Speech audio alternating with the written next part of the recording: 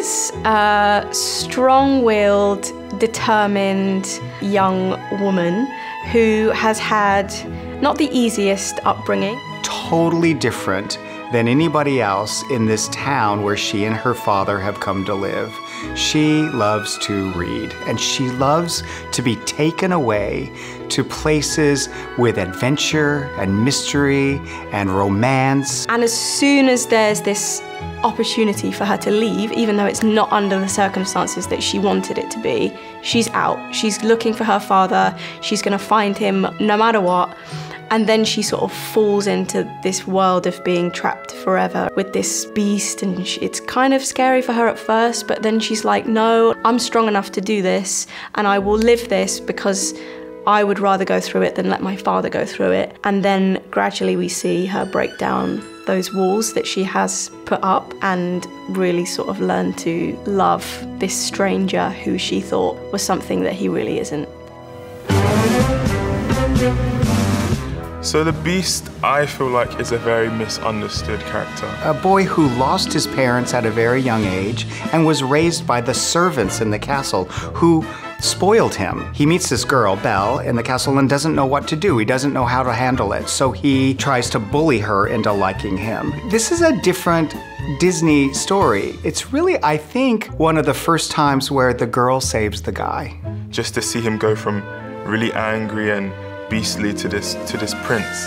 She brings out the human out of this beast. His willingness to try and dig deep and try and find that heart so he can save everyone around him and himself is something that's really interesting to me. Gaston and LeFou are the antagonists of the piece. Gaston is so self-obsessed. So the director, Matt, said every morning he wakes up and he has mirrors all around his house. And every single moment he just looks at himself. And he honestly thinks he is the greatest in the world. The women love him, the men want to be like him, except for Belle. Belle sees through him. He's a different caliber to everyone else that is in the musical, which it gives it a really nice contrast and which is why it is really funny. I'd describe LeFou as, he just loves everyone. He wants everybody to, he wants to please everyone. He's airy-fairy, like, gets hit all the time. LeFou absolutely adores Gaston, waiting on hand and foot for anything. Gaston likes to have a buddy that does whatever he wants. He can push him around and bully him around, and he keeps coming back for more. And Gaston kind of likes that.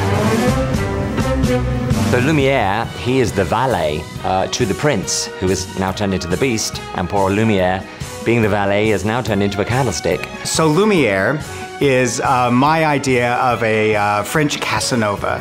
He loves the ladies, he loves to be loved, he loves love. He has a very positive outlook on life. And of course, Lumiere's from France, so it's fun to have French accents and kind of go over the top as much as you want. He is a showman, and that's why he has taken all the objects in the castle and asked them to create this room in case anybody comes to visit. Perhaps a girl shows up one day, they can put on a show. He is trying to keep everyone upbeat, and he just absolutely loves the fact that Belle has turned up, and she's the one missing piece we need to break this spell. Iconically, Babette is the feather duster. Like Lumiere, she loves love. She flirts with Lumiere, she flirts with all the boys. She's a big flirt. So they have this lovely to and fro with each other. Yeah, she's feisty, a little bit frivolous, just a really fun character to play. Maurice is that eccentric old inventor. Maurice is Belle's father. He's gentle and kind and giving and caring and wants the best for his daughter. They have a lovely relationship. They adore each other, and she's very supportive of him. But he is one of those inventors who is determined that the next one's going to be the one. He knows if he just can get it right once, then he can retire on that and make life good for his daughter. Mrs. Potts, wow, what a character. She is the heartbeat of the show. Mrs. Potts is the housekeeper of the castle.